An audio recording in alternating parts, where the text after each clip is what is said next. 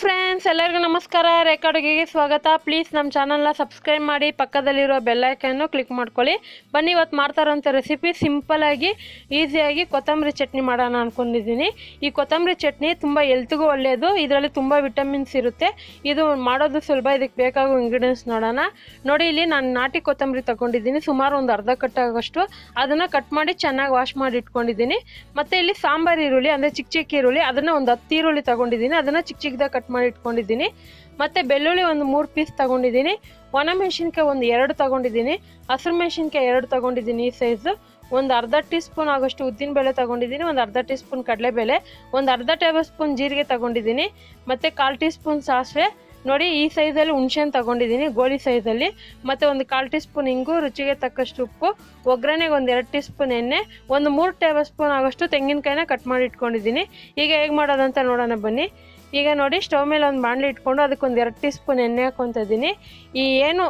ಈ ಕೊತ್ತಂಬರಿ, ಒಣಮೆಣಸಿನ್ಕಾಯಿ, ಬೆಳ್ಳುಳ್ಳಿ, ಈರುಳ್ಳಿ ಇದೆ, ಅದೆಲ್ಲ ಫ್ರೈ ಮಾಡ್ಕೋಬೇಕಾಗುತ್ತೆ. ಸೊ ಇದಕ್ಕೆ ಇವಾಗ ಬೆಳ್ಳುಳ್ಳಿ, ಒಣಮೆಣಸಿನ್ಕಾಯಿ ಮತ್ತು ಈರುಳ್ಳಿ ಹಾಕ್ಕೊತಾ ಇದ್ದೀನಿ.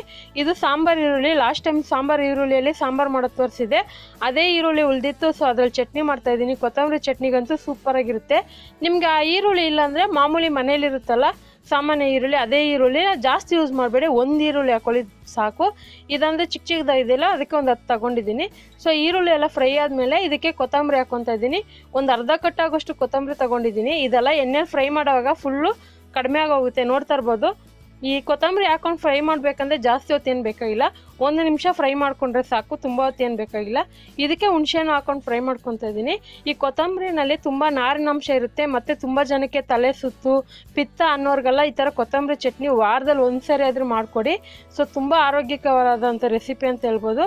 ಇವಾಗ ಅದನ್ನು ಚೆನ್ನಾಗಿ ಫ್ರೈ ಮಾಡಿದ್ನಲ್ಲ, ಅದನ್ನು ಆರಿಸಿದ ಮೇಲೆ ಇವಾಗ ಒಂದು ಮಿಕ್ಸಿ ಜಾರ್ಗೆ ತೆಂಗಿನಕಾಯಿ ಮತ್ತು ಉಪ್ಪು ಹಾಕ್ಕೊತಾ ಇದ್ದೀನಿ. ಮತ್ತು ನೋಡಿ, ತೆಂಗಿನಕಾಯಿ ಜಾಸ್ತಿ ಯೂಸ್ ಮಾಡಬೇಡಿ, ಸ್ವಲ್ಪ ಕಡಿಮೆನೇ ಇರಲಿ. ಮತ್ತು ಈರುಳ್ಳಿ ಕೂಡ ಅಷ್ಟೇ ನೆನಪಿರಲಿ, ಒಂದಿರಲಿ. ನಾನು ಮಾಡ್ತಾ ಇರೋಂಥ ಚಟ್ನಿ ರೆಸಿಪಿ ಸಾಮಗ್ರಿಗೆ 1 ಈರುಳ್ಳಿ ಸಾಕು. ನೀವು ಮನೇಲಿ ಜನ ಜಾಸ್ತಿ ಇದ್ದರೆ ಕ್ವಾಂಟಿಟಿ ಜಾಸ್ತಿ ನೋಡಿಕೊಂಡು ಯೂಸ್ ಮಾಡ್ಕೋಬೋದು. ಇದಕ್ಕೆ ನೀರು ಹಾಕ್ಕೊತಾ ಇದ್ದೀನಿ. ಇದಕ್ಕೆ ಯಾವುದೇ ರೀತಿ ಕಡಲೆ ಬೀಜ, ಹುರ್ಗಡ್ಲೆ ಏನೂ ಹಾಕಿಲ್ಲ, ಏನೂ ಹಾಕ್ಬಾರ್ದು, ಇಷ್ಟೇ ಇರಬೇಕು. ಸೊ ಇವಾಗ ಇದನ್ನು ನುಣ್ಣಗೆ ರುಬ್ಕೊಳ್ಳೋಣ. ನೋಡ್ತಾ ಇರ್ಬೋದು, ನೋಡಿ ನುಣ್ಣಗೆ ರುಬ್ಕೊಂಡಿದ್ದೀನಿ. ಮಾಮೂಲಿ ಚಟ್ನಿ ರುಬ್ತಿರಲ್ಲ ಅದೇ ಥರ ರುಬ್ಕೊಳ್ಳೋಣ. ಸೊ ಕಲರ್ ಕೂಡ ನ್ಯಾಚುರಲಾಗಿ ಗ್ರೀನ್ ಕಲರಾಗಿ ಬಂದಿದೆ. ನಿಮ್ಗೆ ಇನ್ನೂ ಸ್ವಲ್ಪ ಡಾರ್ಕ್ ಗ್ರೀನ್ ಬೇಕಂದರೆ ಇನ್ನೂ ಸ್ವಲ್ಪ ಕೊತ್ತಂಬರಿ ಹಾಕೋಬೋದು. ಮತ್ತು ಪುದೀನ ಫ್ಲೇವರ್ ಇಷ್ಟ ಆದರೆ ಪುದೀನ ಕೂಡ ಹಾಕೋಬೋದು. ಸೊ ಆದಷ್ಟು ಚಟ್ನಿಗಳ ರೆಸಿಪಿ ಕೂಡ ಅಪ್ಲೋಡ್ ಮಾಡಿದ್ದೀನಿ ನನ್ನ ಚಾನಲಲ್ಲಿ. ಸೊ ಹೊಸ್ದಾಗಿ ಏನಾದರೂ ಟ್ರಯಲ್ ಮಾಡೋರ್ಗಂತೂ ಈ ಚಟ್ನಿ ತುಂಬ ಈಸಿಯಾಗಿರುತ್ತೆ, ಒಂದು ಹೆಲ್ತಿ ರೆಸಿಪಿ ಅಂತಲೂ ಹೇಳ್ಬೋದು. ಈಗ ಇದಕ್ಕೆ ಒಗ್ಗರಣೆ ಮಾಡ್ಕೊತಾ ಇದ್ದೀನಿ. ಸೊ ಒಂದು ಫ್ರೈ ಪ್ಯಾನ್ ಇಟ್ಕೊಂಡು ಚಿಕ್ಕದು, ಅದಕ್ಕೆ ಎಣ್ಣೆನೂ, ಸಾಸಿವೆ, ಕಡಲೆಬೇಳೆ, ಉದ್ದಿನಬೇಳೆ ಹಾಕ್ಕೊತಾ ಇದ್ದೀನಿ. ಹಾಗೆ ಈ ಸ್ವಲ್ಪ ಲೈಟಾಗಿ ಫ್ರೈ ಮಾಡ್ಕೋಬೇಕು. ಈ ಉದ್ದಿನಬೇಳೆ, ಕಡಲೆಬೇಳೆ ಸ್ವಲ್ಪ ಗೋಲ್ಡನ್ ಕಲರ್ ಬರೋವರೆಗೂ ಫ್ರೈ ಮಾಡ್ಕೊಳ್ಳೋಣ. ಕಡಿಮೆ ಉರಿ ಇಟ್ಕೊಂಡೆ ಫ್ರೈ ಮಾಡ್ಕೊಳ್ಳಿ. ಇದಕ್ಕೆ ಇಂಗು ಹಾಕ್ಕೊತಾ ಇದ್ದೀನಿ. ಸೊ ಇಂಗು ಮತ್ತು ಇದಕ್ಕೆ ಕರಿಬೇವು ಕೂಡ ಹಾಕ್ಕೊತಾ ಇದ್ದೀನಿ. ನೀವು ಬೇಕಂದರೆ ಹಸಿರು ಮೆಣಸಿನ್ಕಾಯಿ ಕಟ್ ಮಾಡಿ ಕೂಡ ಹಾಕೋಬೋದು, ಇಲ್ಲ ಒಣಗಿದ ಮೆಣಸಿನ್ಕಾಯಿ ಕೂಡ ಹಾಕೋಬೋದು ಒಗ್ಗರಣೆಗೆ. ಸೊ ನಾನು ಏನೂ ಹಾಕ್ತಾಯಿಲ್ಲ, ಸೊ ಚಟ್ನಿಗೆ ಹಾಕಿದ್ದೀನಲ್ಲ. ಇವಾಗ ನೋಡಿ, ಆ ಒಗ್ಗರಣೆನ ನಾನು ಒಂದು ಬೌಲ್ಗೆ ಹಾಕಿಟ್ಕೊಂಡಿದ್ದೀನಿ ಚಟ್ನಿಗಲ್ವಾ, ಅದಕ್ಕೆ ಹಾಕ್ಕೊತಾ ಇದ್ದೀನಿ ಒಗ್ಗರಣೆ. ಇದನ್ನು ಚೆನ್ನಾಗಿ ಮಿಕ್ಸ್ ಮಾಡಿಕೊಂಡ್ರೆ ರೆಡಿಯಾಗಿ ಹೋಗುತ್ತೆ. ನೋಡೋದಲ್ಲ ಎಷ್ಟು ಸಿಂಪಲ್ಲಾಗಿ ಕೊತ್ತಂಬರಿ ಚಟ್ನಿ ಮಾಡೋದಂತ ಗೊತ್ತಾಯ್ತಲ್ಲ. ಈ ಚಟ್ನಿ ಜೊತೆಗೆ ಇಡ್ಲಿ, ದೋಸೆ, ರೈಸ್ ಯಾವುದಕ್ಕಾದರೂ ಆಗಲಿ ಕಾಂಬಿನೇಷನ್ ತುಂಬ ಚೆನ್ನಾಗಿರುತ್ತೆ. ಖಂಡಿತ ಈ ರೆಸಿಪಿ ಇಷ್ಟ ಆಗಿದೆ ಅಂದ್ಕೊತೀನಿ.